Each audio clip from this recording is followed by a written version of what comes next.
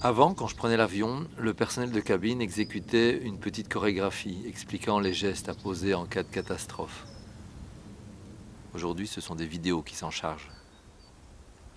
En tout cas, personne ne proteste en disant que c'est défaitiste ou déprimant d'envisager un accident.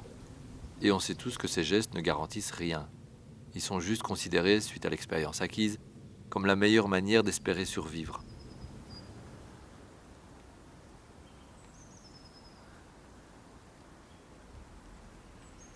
Dans le cas des basculements qui menacent, est-ce que nous prêtons attention aux conseils de survie basés sur l'expérience humaine?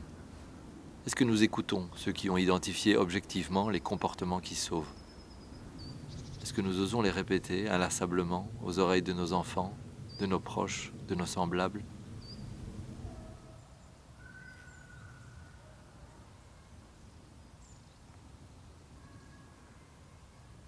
When the strongest storm hit my country, my brother was there in the heart of the city, and he almost died, but he survived. And he survived by staying together with a group of people. Yeb Sanyo évoque l'effroyable cyclone Haiyan qui a dévasté les Philippines en 2013, au moment où il était lui-même délégué à la COP19 à Varsovie.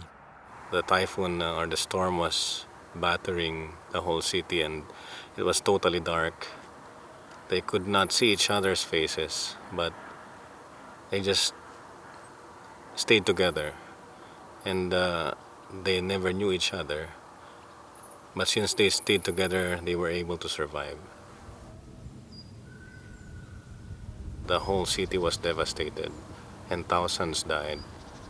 How do we make sense of all of that tragedy?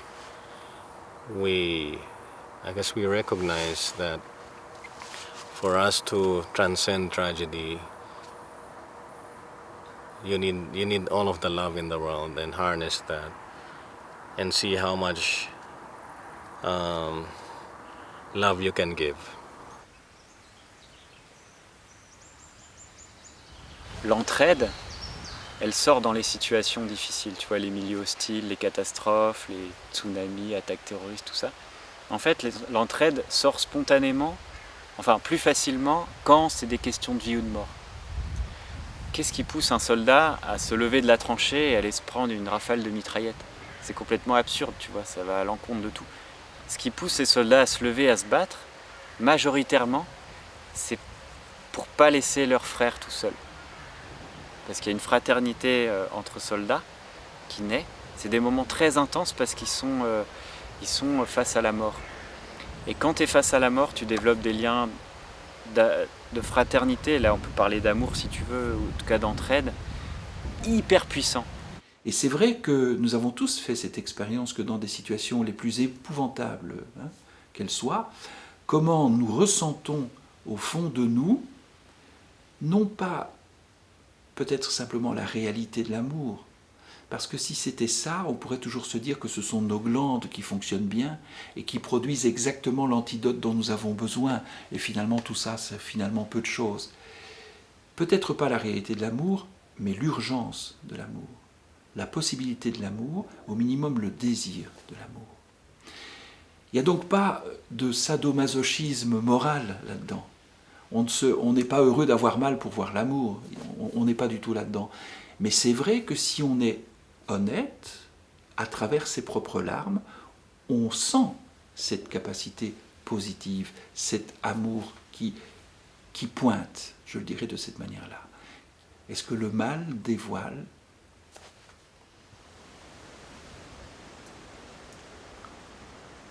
Parfois, on a l'impression que c'est face à la catastrophe qui vient qu'il y a une espèce de sursaut.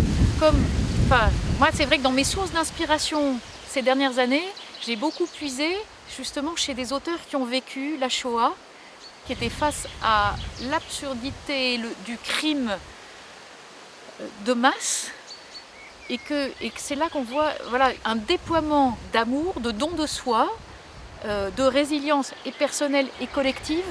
Et on se dit, comment se fait-il qu'on puisse oublier si souvent ça dans le quotidien beaucoup plus banal ?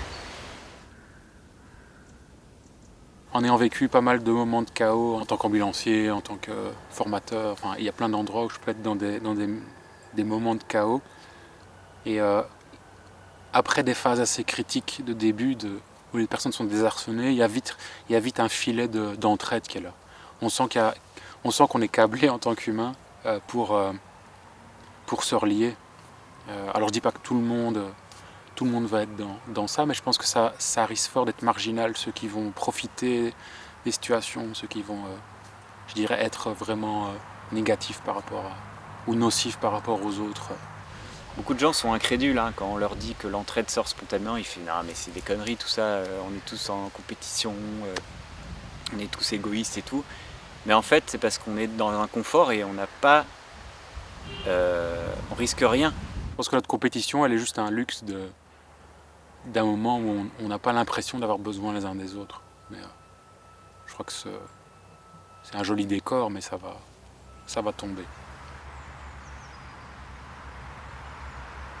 J'ai un ami qui a beaucoup travaillé sur les Moken et les Moklen, c'est des nomades de la mer en Thaïlande. Et ils adorent jouer à la loterie. Et quand ils gagnent, ils dépensent tout de suite. Et ils donnent tout aux autres. Parce qu'en fait, disent-ils, le pire malheur qui puisse vous arriver, c'est d'être riche.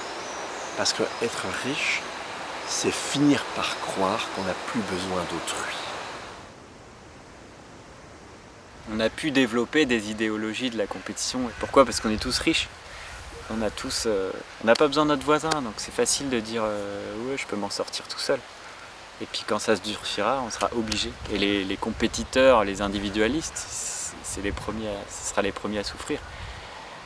C'est-à-dire que si effectivement la mode survivaliste s'étend, hein, au sens où le type qui se barricade dans son bunker, etc.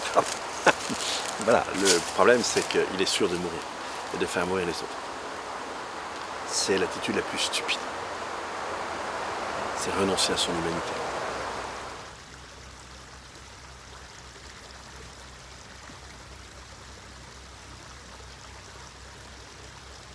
Et les valeurs morales sont apparues chez l'humain pour des questions de survie. C'est ça que dit l'entraide. En 2017, Pablo et Gauthier ont publié un livre intitulé « L'entraide, l'autre loi de la jungle ». L'entraide, c'est en fait une vision scientifique de ce qu'il y a derrière l'amour ou la bienveillance ou ce que tu veux. Tu vois, l'empathie, la réciprocité, l'entraide, c'est tous des mots scientifiques, la coopération, les neurones miroirs, l'ocytocine. En fait, ça décompose de manière scientifique tout ce qui rassemble les êtres vivants. Voilà, les forces qui rassemblent les êtres vivants. Pourquoi les êtres vivants ils se rassemblent ? Parce qu'on vit plus longtemps, on vit beaucoup mieux, on survit mieux, tu vois. C'est un processus aussi biologique de l'évolution. Ce qu'avait déjà vu Darwin, hein, en fait, c'est que sans solidarité, eh bien, à un certain niveau d'organisation, le vivant disparaît. La vie, en ce sens-là, la vie est amour. Même si en même temps, la vie se nourrit de la vie. Tout le paradoxe qu'il faut arriver à assumer. C'est les deux à la fois. Mais sans prédation, il n'y a pas de vie, puisque la vie se nourrit de la vie. Et sans amour, il n'y a pas de vie non plus. Et la grandeur des collectifs humains, c'est de savoir faire passer l'amour largement avant la prédation. Et sans ça, on ne va pas y arriver. Et c'est ce qu'on disait dans l'intro, c'est comment ça se fait qu'on ait été obligé d'écrire ce livre, quoi ? Pourquoi c'est pas enseigné dans toutes les classes, dès la primaire, la maternelle ? Pourquoi c'est pas la base de l'enseignement ? Et là, l'enseignement, quand on le voit, moi j'en ai subi un, je sais pas si ça a changé, mais je pense que c'est relativement pareil, mais ça nous enseigne quoi ? La compétition. Comment on nomme l'entraide ? Un examen, ça peut être de la triche. Tu vois, on nous apprend la compétition, la hiérarchie, la quantification, tout ce qui est en train de détruire notre société en fait.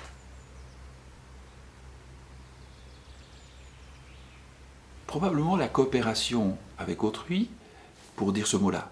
Mais on peut dire l'entraide, on peut dire la solidarité, on peut dire l'amour, commence par l'application à soi de tous ces mots-là. Autrement dit, que la question aujourd'hui, c'est pas que les gens se replient, Selon moi, la question, c'est que les gens ne sont pas assez auprès d'eux-mêmes, de soi-même, pour pouvoir se placer auprès des autres. Et qu'une des bonnes manières de rater la coopération, c'est d'y aller spontanément, d'y aller d'office, d'y aller en premier lieu. Et je crois qu'aujourd'hui, ce que j'appellerais, mais en souriant, une éducation altruiste ou une éducation à l'altruisme, elle serait extrêmement dangereuse et nous ferait retomber, me semble-t-il, dans des travers qu'on a connus, souvent à l'ombre d'établissements religieux, pas forcément chrétiens d'ailleurs, c'est-à-dire dans quelque chose d'une charité mal ordonnée. Cette coopération, chez nous les humains, on ne parle pas des oignons et des poireaux, mais chez nous les humains, elle passe par un premier rapport à soi, qui est un rapport à soi fondateur d'un soi, qui sera à ce moment-là riche de soi et riche de soi à donner.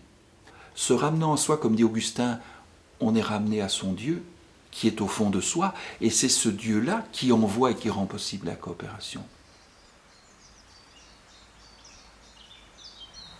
Je sens à quel point le rapport au monde, la façon d'agir, la façon de faire, le lien avec les autres est vraiment très différent quand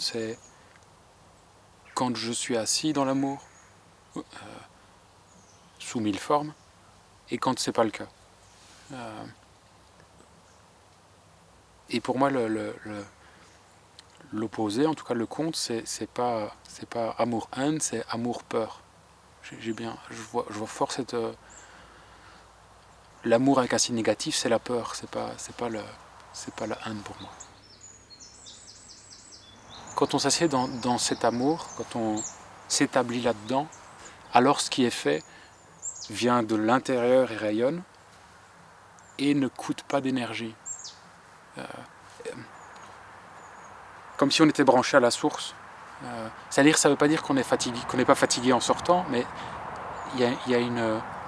C'est pas l'énergie qui a été puisée dans nos ressources. On n'a rien perdu.